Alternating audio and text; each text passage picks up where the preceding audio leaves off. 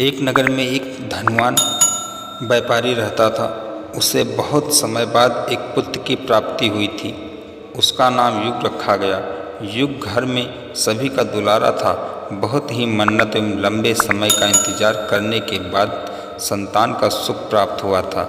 घर के प्रत्येक व्यक्ति के मन में व्यापारी के पुत्र युग के प्रति विशेष लाड़ प्यार था, जिसने युग को बहुत बिगाड़ दिया था। घर में किसी भी बात का अभाव नहीं था। युग की मांग से पहले ही उसकी सभी इच्छा पूरी कर दी जाती थी।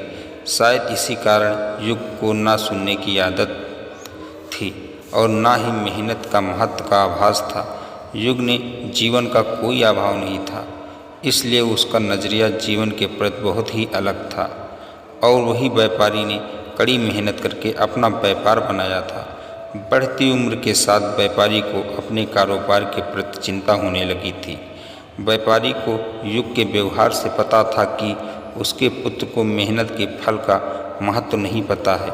उसे आभास हो चुका था कि उसके पुत्र का लाड़ प्यार ने युग को जीवन की वास्तविकता और जीवन में मेहनत के महत्व से बहुत दूर कर दिया है।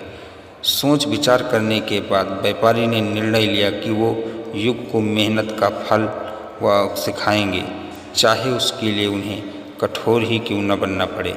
व्यापारी ने युग को अपने पास बुलाया और बहुत ही तीखे स्वर में उससे बात की।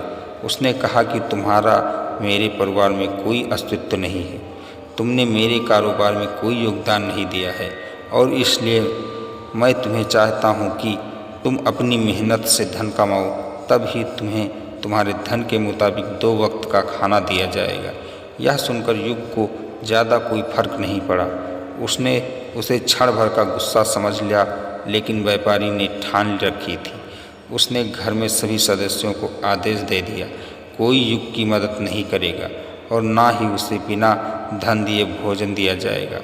युग ने सभी बहुत प्यार करते थे, जिससे उसको बहुत ज़्यादा फ़ायदा उठाया। वो रोज़ किसी न किसी के पास जाकर धन मांग लाता और अपने पिता को दे देता और व्यापारी उसे उन पैसों के कुएं में फेंकने को बोलता, जिससे युग बिना किसी अड़चन के वो फेंक आता और रोज़ का भोजन मिल जाता था। दिन तक चलता रहा और लेकिन घर वाले रोज़ रोज़ धन देना भारी पड़ने लगा। सभी उससे कन्नी काटने लगे, जिस कारण से युग को मिलने वाला धन कम होने लगा। जब धन का हिसाब से भोजन भी कम होने लगा, एक दिन युग को किसी ने धन नहीं दिया और उसे अपनी भूख शांत करने के लिए गांव में जाकर कार्य करना पड़ा। उस दिन वो बहुत देर से आया और थका हारा व्यापारी के पास पहुंचा और धन देकर भोजन मांगा। रोज़ के अनुसार व्यापारी ने उसे वो कुएं में फेंकने को आदेश दिया, जिससे इस बार युग सहजता से स्वीकार नहीं कर पाया। उसने पलट कर जवाब दिया, पिताजी, मैं इतनी मेहनत करके पसीना बहाकर इस धन को लाया हूँ और आप एक क्षण में इसे कुएं में फेंकने को कह दिया। यह व्यापारी सुनकर समझ गया कि युग की मेहनत का फल महत्व समझ में आ गया। व्यापारी भली भांति जानता था कि उसके परिवार वाले युग की मदद कर रहे हैं, तब युग इतनी आसानी से कुएं में पैसे डाल आता था। लेकिन उसे पता था एक न एक दिन सभी परिवारजन युग से कन्नी काट लेंगे। उस दिन युग के पास कोई विकल्प शेष नहीं होगा। व्यापारी ने युग को गले लगा लिया और अपना सारा कारोबार उसे सौंप दिया। आज के समय में ज़्यादातर परिवार की संतानों को मेहनत के फल का महत्व नहीं पता होता है और ऐसे ही दायित्व उनके माता पिता का होता है कि वो अपने बच्चों को मेहनत की वास्तविकता से अवगत कराएं।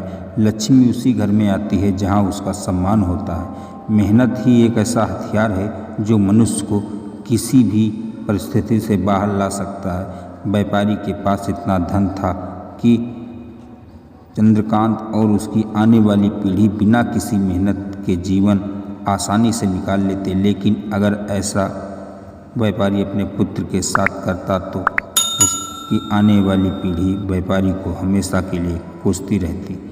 दोस्तों, ये कहानी कैसे